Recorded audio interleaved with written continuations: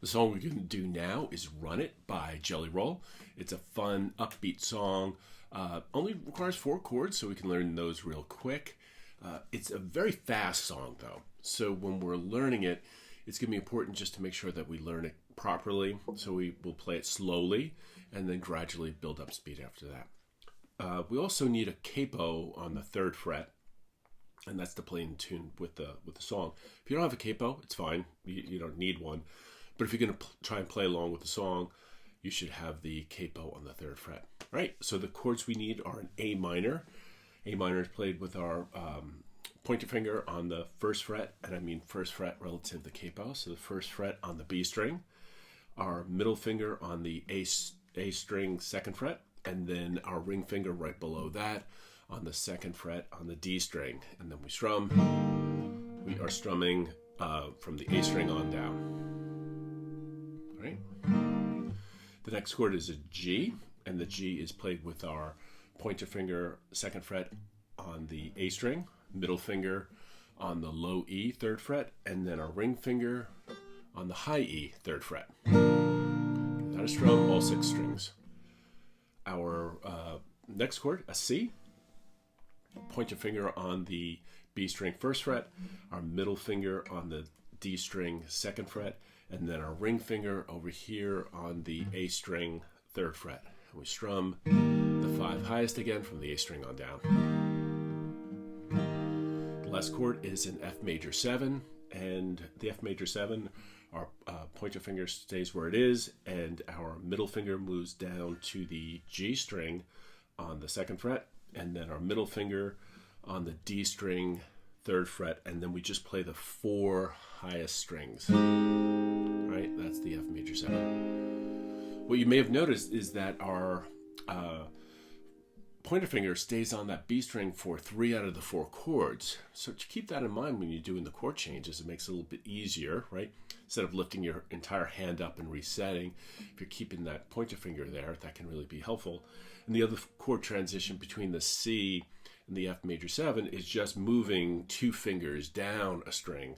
All right, let's talk about the chord progression. The chord progression is simply the order in which you play chords in a song.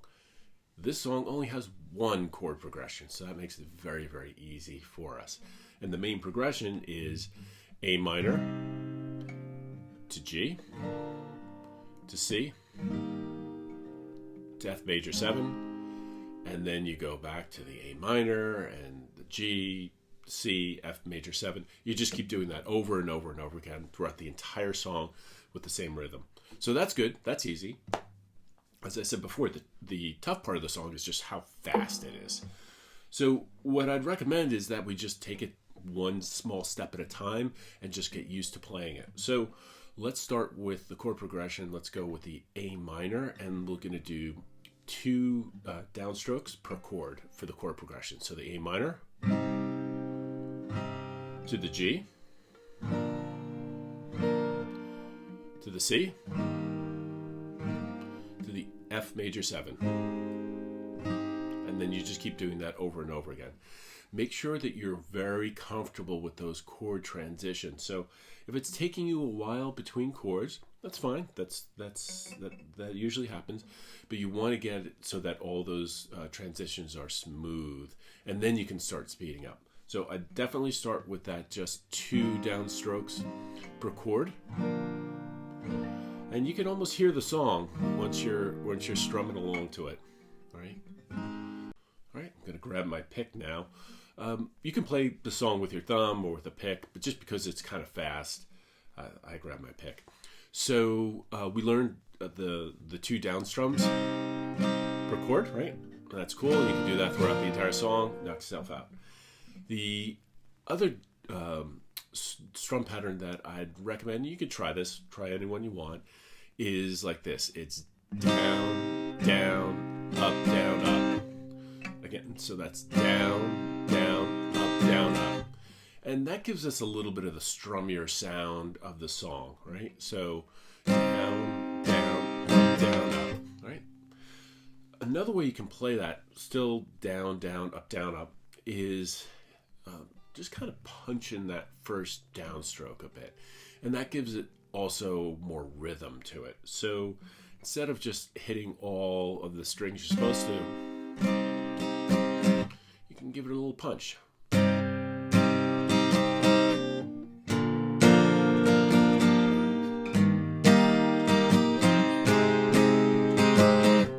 So that first downstroke is just like a quick hit, and you're just hitting the lower strings of each chord.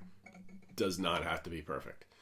And actually, imperfection can really make a song sound awesome, right? Because it's just not the same monotonous stuff over and over again. So,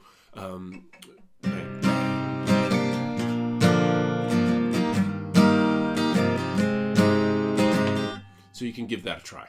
Let's do an example by going through the first verse. And again, the entire song is the same thing, so we'll just use the first verse as an example. If we were going to use our downstrokes, we start nice and slow. And I know this is going to sound really weird because it's going so slow, but this is the way you can start, right? So, days like this don't get much better. Top down, good fam, good weather. Days like this, you don't miss never, yeah. Last night, things got a little bit crazy, pulled up, doing 180, life goes fast, there ain't no maybes, yeah.